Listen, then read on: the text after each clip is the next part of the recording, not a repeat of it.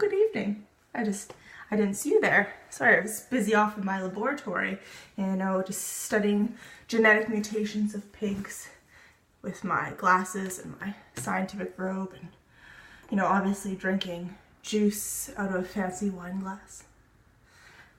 As you can see, there are a lot of preconceived notions about what a scientist is, what they do, and the importance of their work.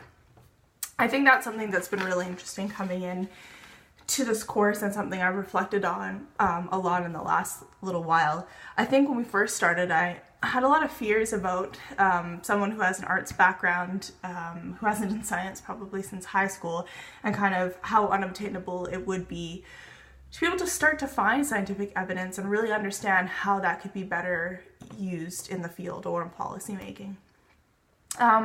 It's been really interesting to kind of dive into that.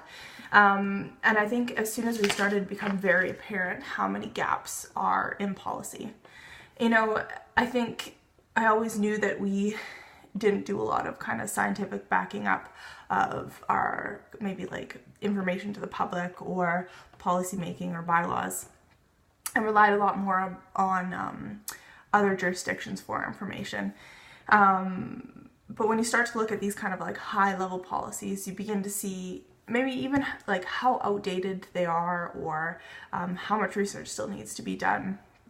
We did the New South Wales agricultural policy, and it was written in 1998.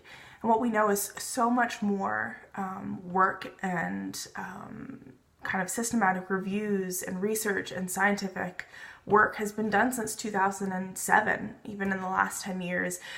So there's still a lot of progression and things that need to go on. So again, I always knew scientific evidence was important, but it really wasn't started until we started breaking it down and, looking at the policy cycle that I said, wow, there's still so much more work to be done.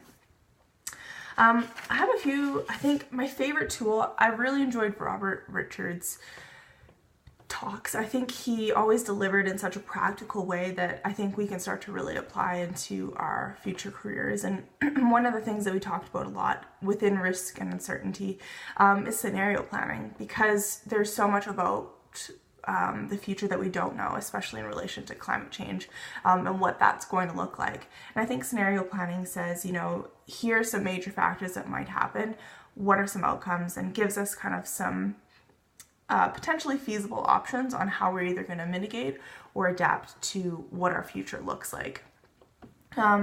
With that as well, the systematic review and using the Bottrell method, I think was super, I'd say it was super important for moving forward. It just enables you to kind of take this broad idea and be able to synthesize that information really quickly.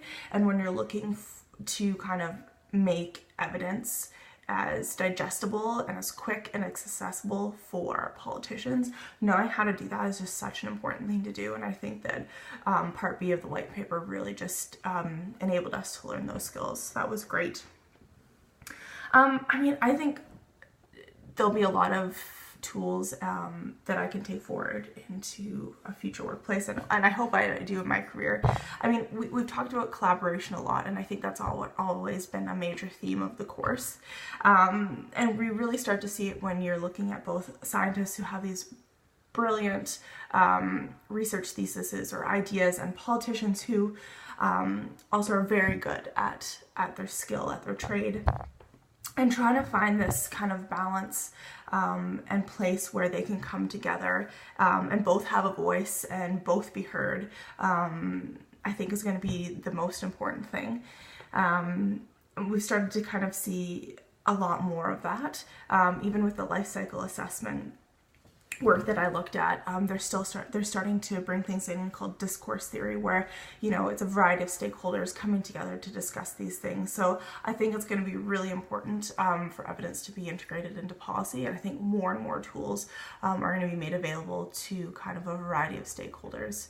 As always, what a great course with a great group of people. So I hope everyone has a great vacation and makes it through exam period. We're almost there. Take care. Bye, guys.